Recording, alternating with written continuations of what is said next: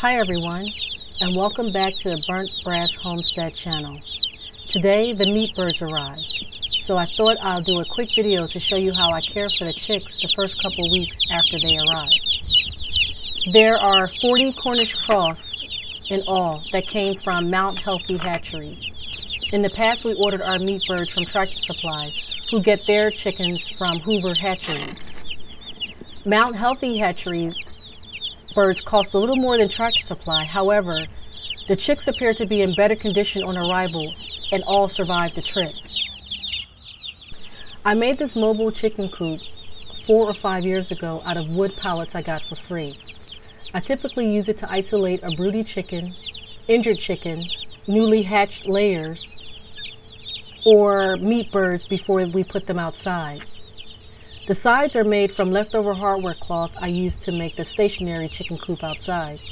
And the wheels were purchased from a big box store clearance section 1 year before I made the coop.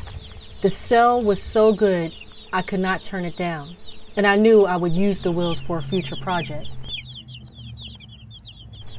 The birds will stay in the garage for a few days, then they will be moved outside to the mobile coops. The temperature in the evenings right now are mid-50s, low 60s, which is too cold for the chicks at this age. The chicks should be hardy enough to go outside in 1 or 2 weeks, and the evening temperatures look like they will be a consistent mid-60s, low 70s during that time. I will do video updates on the chicks from now until they are butchered, for anyone interested in trying their hand at raising their own meat birds.